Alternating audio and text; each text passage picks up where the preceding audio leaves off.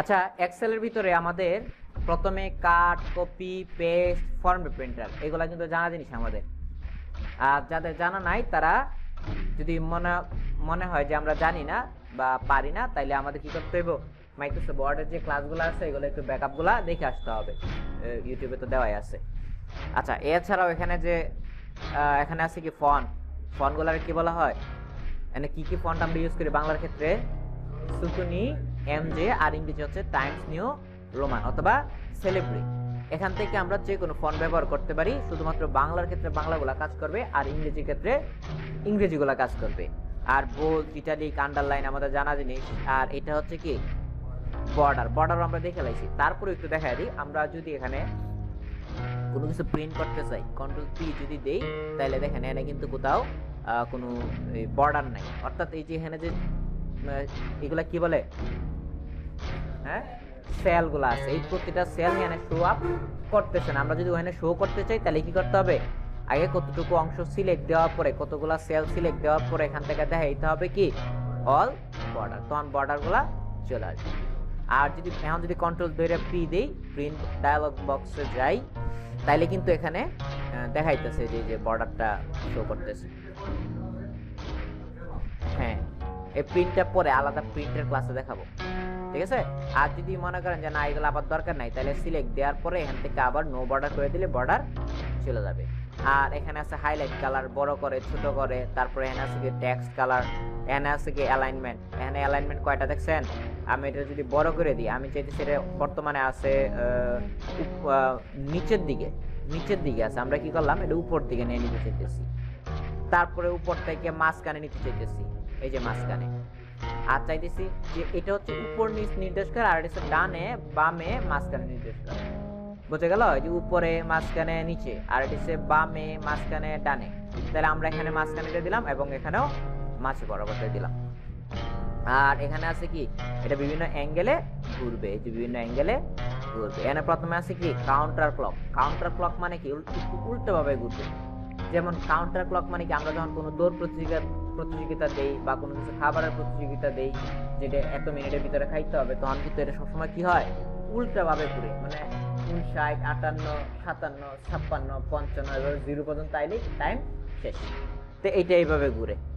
আর এটা যদি ঠিক করতে চাই, তাহলে এখান থেকে অলরেডি যেটা আছে এটা আবার ক্লিক দিলেই চলে যাবে। অথবা আমরা চাইলে ফরম্যাট সেল অ্যালাইনমেন্ট থেকে গিয়েও এটা আমরা এদিক সেদিক করতে পারবো, ঠিক আছে। আচ্ছা, তারপরে আছে কি মার্জ এন্ড সেন্টার কি, এইগুলো তো দেখছি, এগুলা কি ইনক্রিজ ইন্ডেন্ট, ডিক্রিজ ইন্ডেন্ট। এগুলাতে কি হয়, লেখাগুলো একটু ডানে চাপবে বামে চাপবে, ঠিক আছে। তারপরে আছে রাইট টেক্সটে কি আছে, রাইট টেক্সট দিলে হয় কি, যে আমি এখানে লিখলাম যে মাই নেম ইজ রাফি, বসাইলাম। এখন সে কি করলো, এই ঘর ছাইরা বা এই সেল ছাইরা পাশের সেলে চলে গেল, এই কলাম ছেড়ে পাশের কলামে চলে গেল। আমি তারা বললাম কি যে না, পাশের কলামে যেন সে শো না করে। মূলত আছে কিন্তু নিজের কলামেই আছে, নিজের সেলেই আছে, কিন্তু দেখাইতেছে কি পাশের সেলে। কিভাবে বুঝতে পারি যে নিজের জায়গাতে আছে, দেন এখানে যখন ক্লিক দিলাম তখন কিন্তু দেখাইতেছে মাই নেম ইজ রাফি, কিন্তু পাশের ঘরে গেলে কিন্তু দেখাইতেছে, তার মানে নিজের ঘরেই আছে কিন্তু দেখাইতেছে কি পাশের ঘরে। তাহলে আমি বললাম সে যেন পাশের ঘরে না দেখায় নিচে জায়গা করি, তবু পাশের ঘরে যাওয়া যাবে না। তখন আমরা কি করলাম, এই যে রাইট টেক্সট দিয়ে দিলে এই যে নিচে নামবে। আর যদি অনেক সময় রাইট টেক্সট দিছি কিন্তু নিচে নামছে না, আমি রাইট টেক্সট দিছি, ওয়ান রাইট টেক্সট দিলে কি নিচে নামবে। এখন যদি আমরা এটা ছোট করি তাহলে নিচে নামবে, এই যে এখন করতে হলে ছোট করছি, তারপরে কিন্তু অনেক সময় হয় না, তখন কি করতে হবে, একটু আগে কিন্তু সমস্যাটা হয়েছিল, এই যে এরকম ছিল রাইট টেক্সট দেওয়ার পরেও এরকম ছিল, তখন কি করতে হইব, তখন এই যে এদিক দিয়ে রোড আছে না, রোডার একটু টান দিয়ে বড় করে দিলে এটা পুরোটা শো করবে। তারপরেও আসে না, আরেকটু বড় করে দিই, এই যে বা এই দিক দিয়ে বড় করে দিতে হবে। কথা ক্লিয়ার? আচ্ছা, এটা যেহেতু রিভিশন ক্লাস, আমি খালি বড় জিনিসগুলো একটু দেখাই দিয়েছি। তারপর আসি মার্জিন সেন্টার কি, যে আমি চাইতেছি এখানে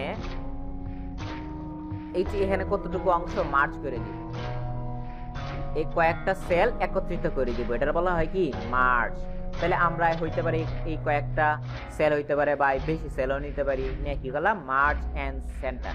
তো এর আগে একটু কিছু লিখে নিই, লেখার সুবিধা হলো আমরা যদি এখন মার্জ এন্ড সেন্টার করি তাহলে কি হইলো, এই লেখাটা আগে ছিল বামে না, এখন এটা মার্জও হয়েছে, পাশাপাশি কি হয়েছে লেখাটা সেন্টারেও চলে আসছে। এই হচ্ছে মার্জ এন্ড সেন্টার।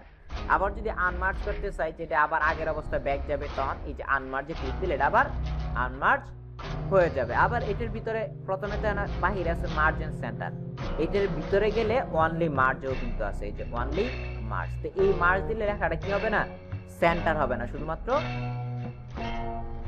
বামেই থাকবে। আচ্ছা, তাহলে আবার আনমার্জ মার্জ আনমার্জ, তার মানে আমরা এই বাহির থেকে মার্জও করতে পারি আনমার্জও করতে পারি। ঠিক আছে, তারপরে একটা অপশন আছে কি মার্জ অ্যাক্রস। মার্জ অ্যাক্রস কি, তো এই মার্জ কিন্তু আমরা এখান থেকে করতে পারি, ভিতর থেকেও মার্জ করতে পারি।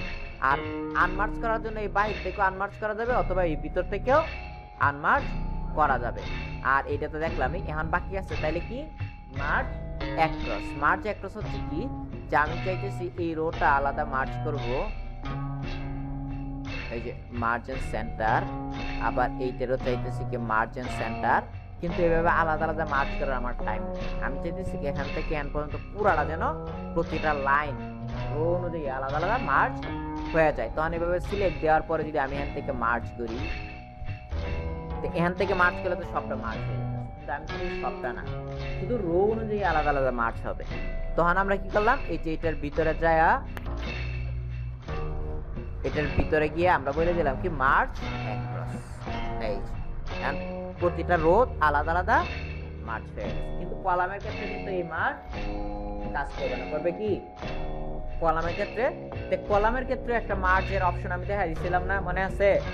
প্রথমে আমরা একটু অংশ মার্জ করব, মার্জ করার পরে একটু অংশ সিলেক্ট দেয়া এই যে মার্জ করলাম।